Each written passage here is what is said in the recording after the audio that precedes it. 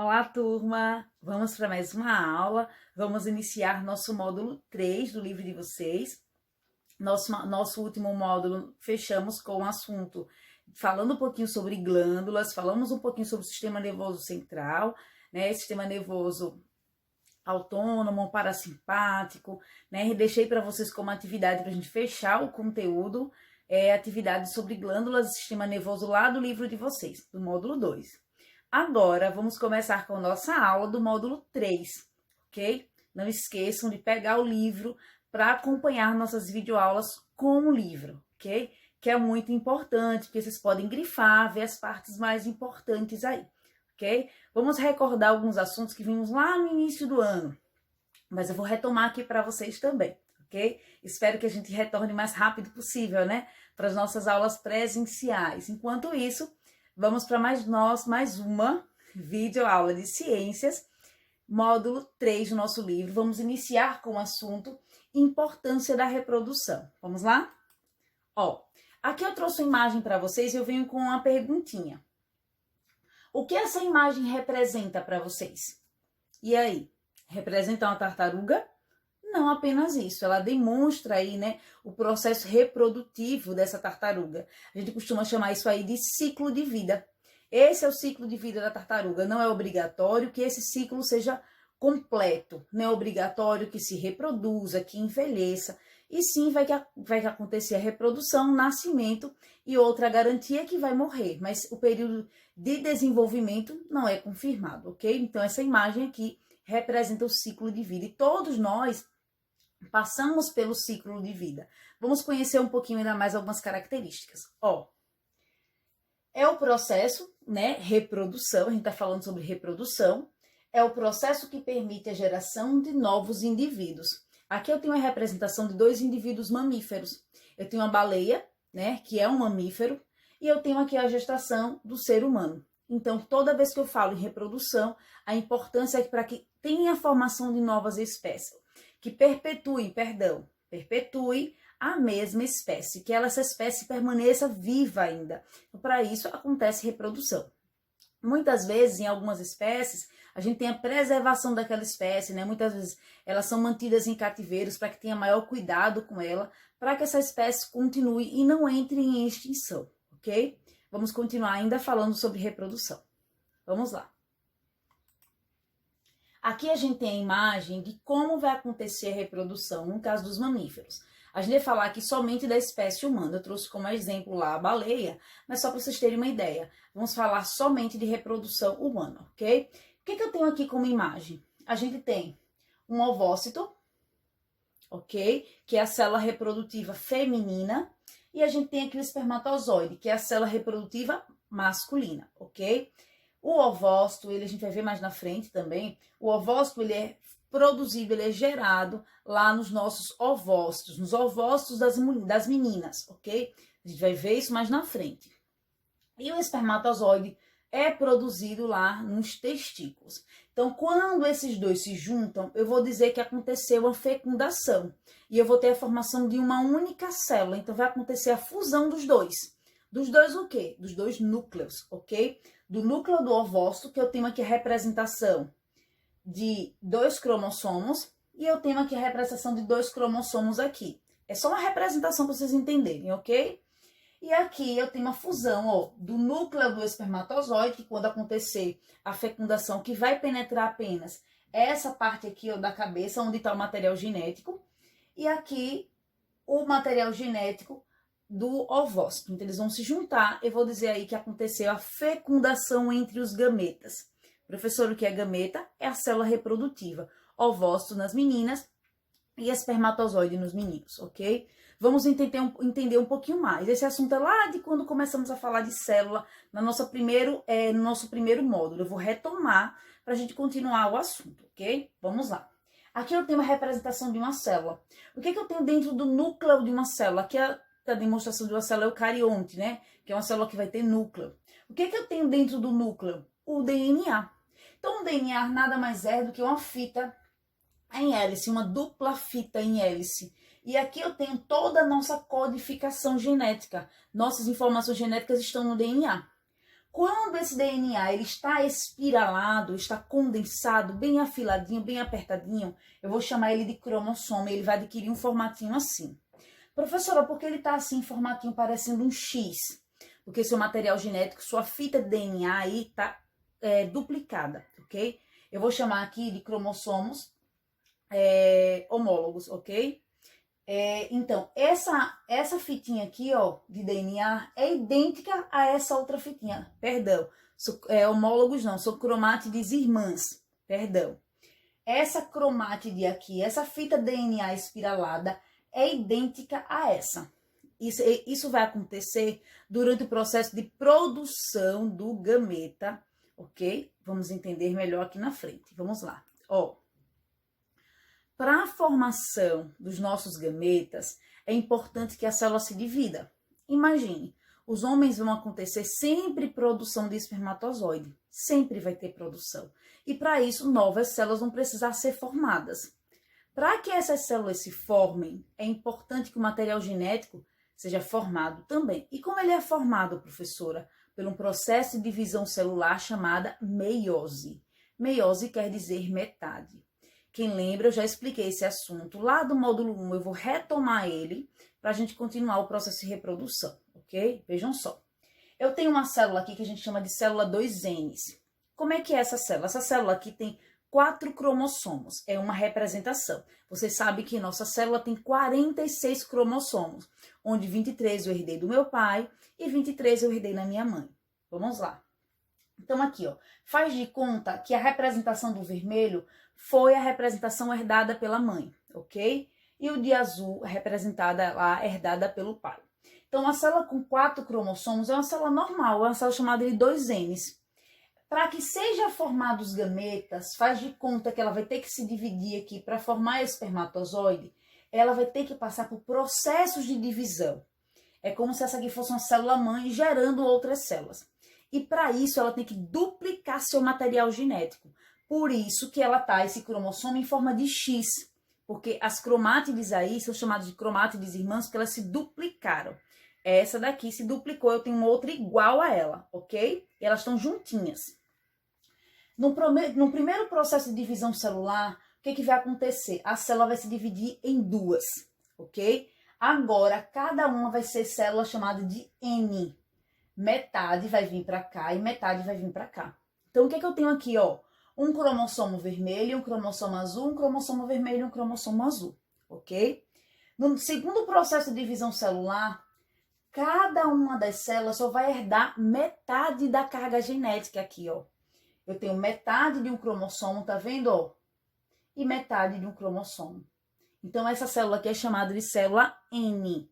Então, lá nas células humanas, os nossos gametas vão ter metade da carga genética. Por que metade da carga genética? Por quê?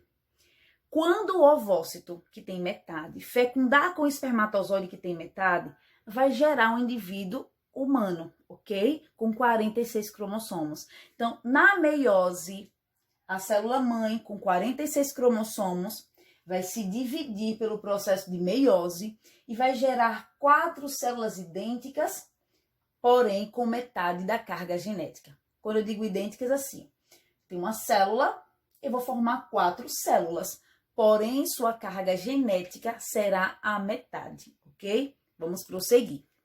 Vamos falar um pouquinho sobre puberdade, ok? É o período que vocês estão passando agora, adolescência, né? Então, o que eu tenho na puberdade? Eu vou ler essa partezinha e vou explicar para vocês melhor. O ser humano, assim como outros animais, não nascem, com a capacidade de gerar novos indivíduos. Então, um indivíduo, ao nascer, ele não pode gerar outro indivíduo. Então, os seres humanos não nascem com essa capacidade, ok?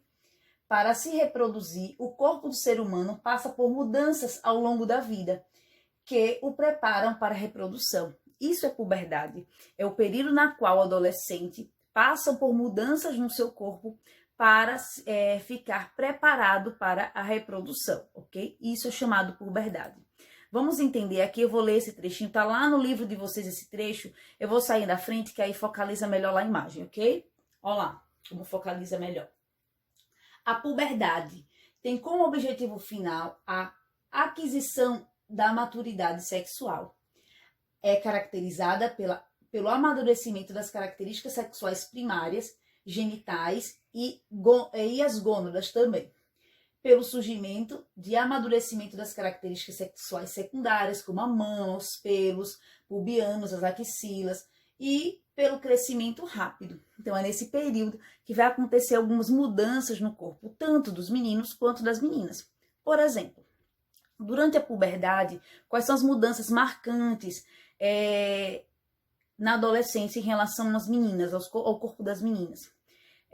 Aumento da mama, o aumento dos quadris, pelos em regiões do corpo, como axilas, nas regiões pubianas. Já nos meninos, vai apresentar outras características, como a tonalidade da voz vai começar a ficar um pouco mais grossa, vai aparecer pelos em regiões do corpo, como toques, no rosto, que seria a formação da barba, do bigode, pelos nas regiões pubianas, aumento da musculatura esquelética, do músculo mesmo. Isso vai acontecer mais no período da puberdade, ok?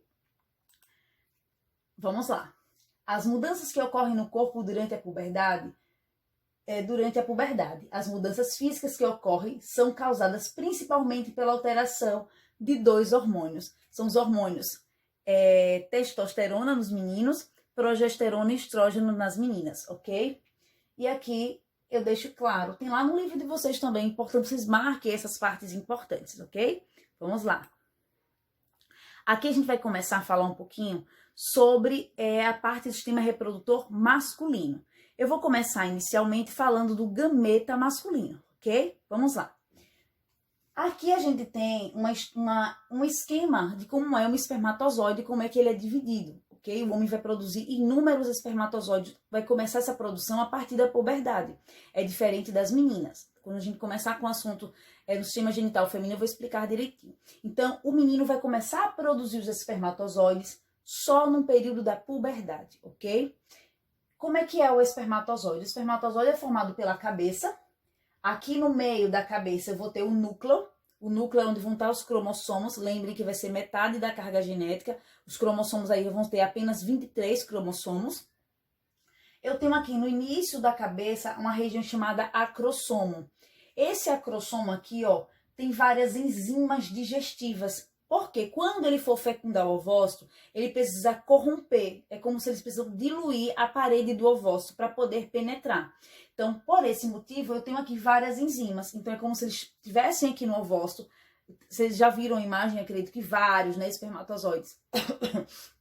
Então, o espermatozoide, com o auxílio do acrossomo, ele vai corroendo essa parede do ovócito e assim consegue penetrar.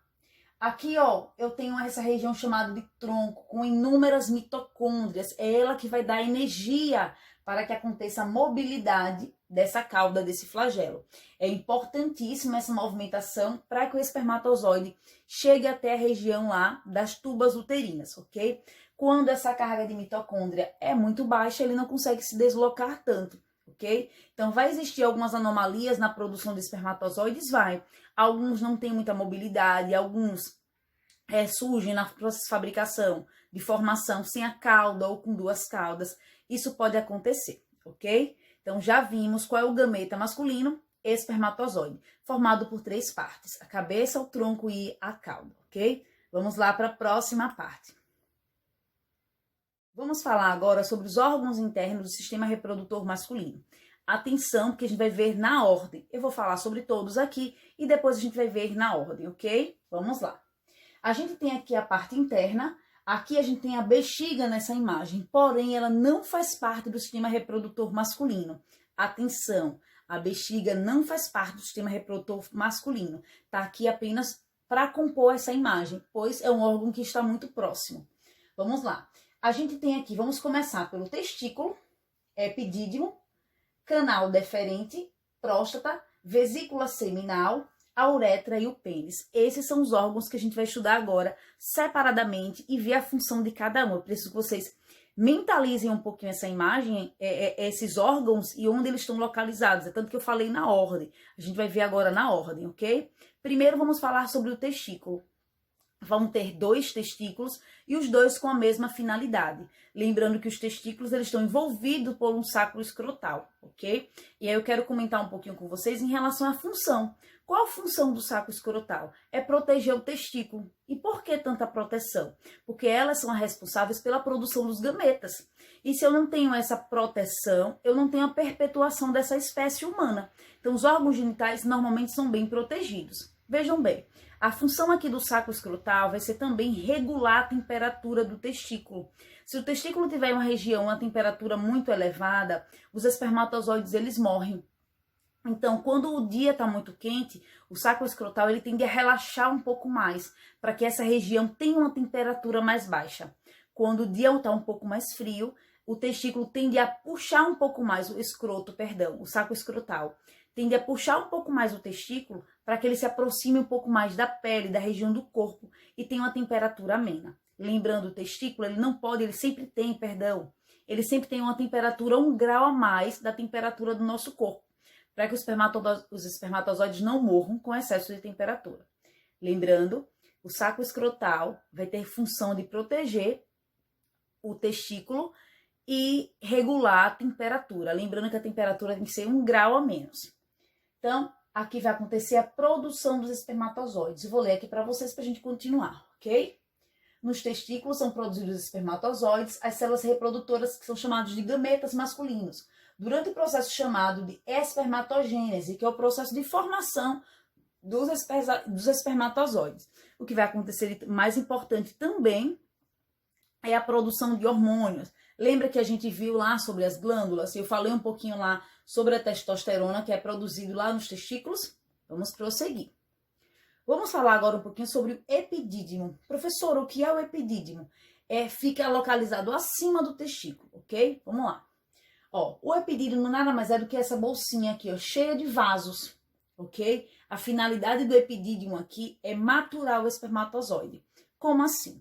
O espermatozoide ele começa a sua produção nos testículos, porém eles terminam seu processo de formação no epidídimo. É lá onde eles vão receber aquela região intermediária do espermatozoide, que é como se fosse o troncozinho dele, e a cauda, eles vão receber nessa região do epidídimo. Então, é um processo de fabricação em série, né? Primeiro o testículo produz uma parte, que é a parte do núcleo, a parte da cabeça, e na região do epidídimo é onde eles vão receber aquela peça intermediária com grande quantidade de mitocôndrias e a cauda, no epidídimo. É aqui que ele fica aguardando até o processo de ejaculação, ok? Vou fazer a leitura.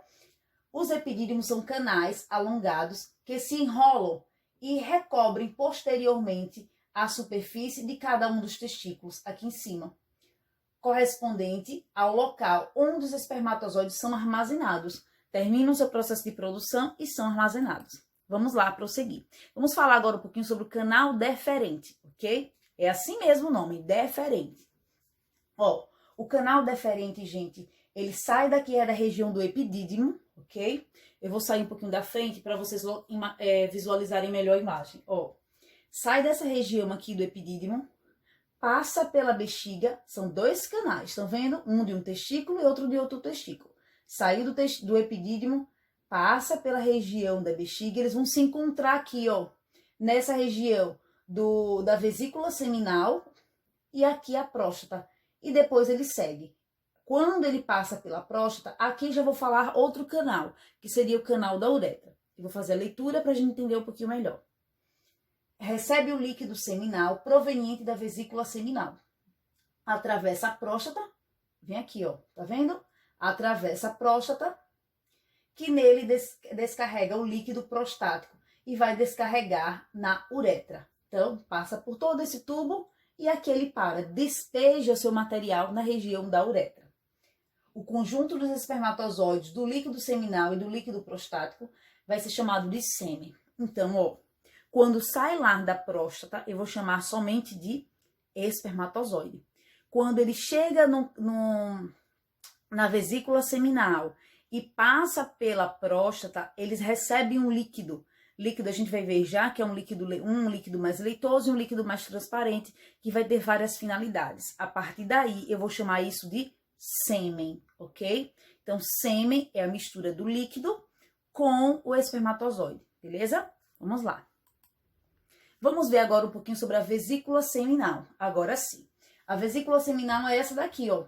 Então, os espermatozoides vieram pelo ducto deferente e vão receber agora um líquido da vesícula seminal. Vejam a importância agora da vesícula. Vamos lá?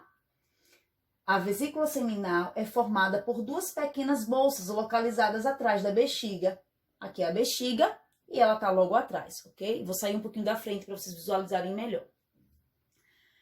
Sua função é produzir o líquido seminal, uma secreção espessa e leitosa que neutraliza a ação da urina e protege os espermatozoides, além de ajudar na sua movimentação até a uretra.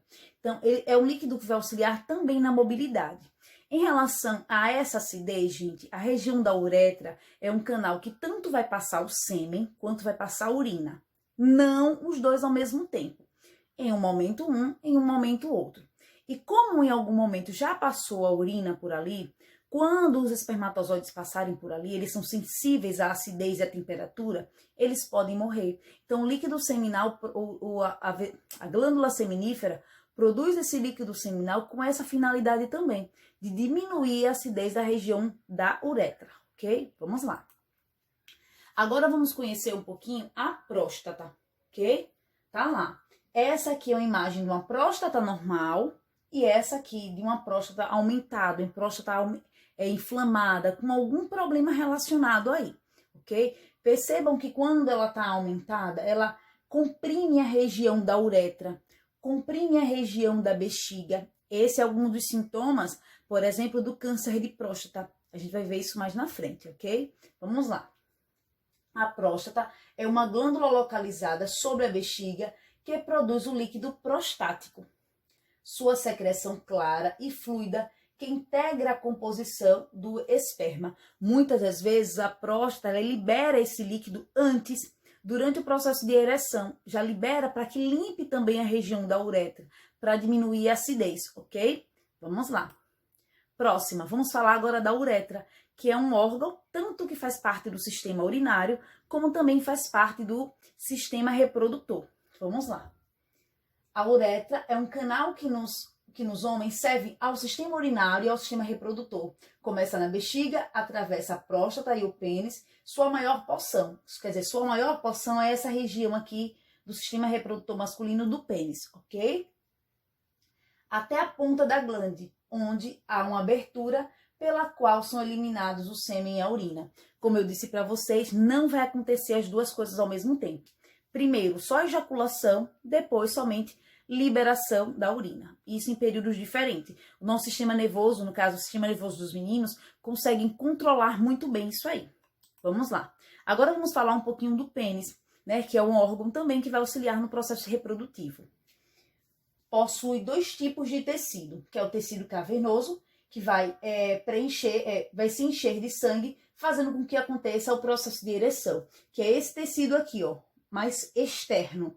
Esse a gente vai chamar de tecido esponjoso. E o outro tecido, tecido esponjoso não, tecido cavernoso. O tecido cavernoso, que é esse aqui fora, ó, é ele que vai ficar irrigado de sangue. Ele já é um tecido vascularizado, mas ele vai ficar ainda mais vascularizado para que aconteça o processo de ereção.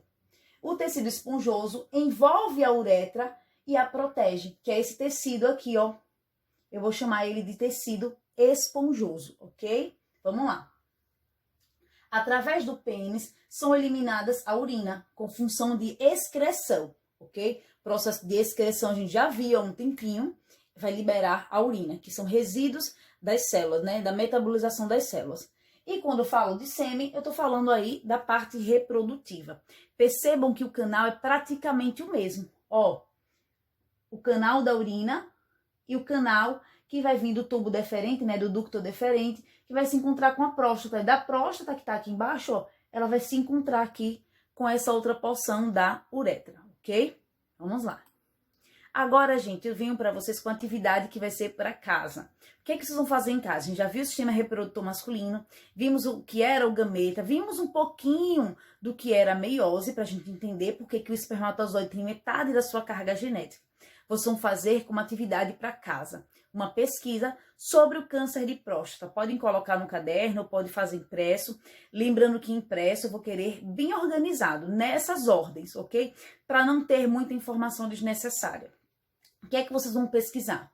Vocês vão procurar saber quais são os sintomas do câncer de próstata, ok? Depois eu falar um pouquinho da importância dos exames periódicos, né? Por que é tão importante fazer esses exames? Qual é a idade mais adequada para fazer esses exames? Será que no período da puberdade? Será que depois dos 50, dos 40? Em que período se faz esse exame de próstata? É importante vocês anotarem também.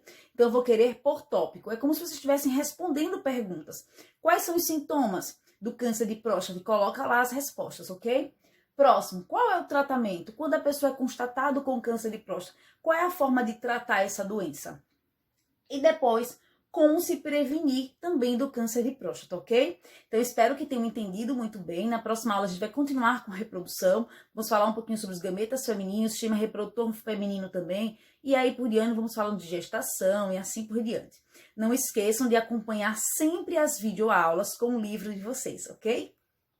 Um cheiro para todos e até nossa próxima aula.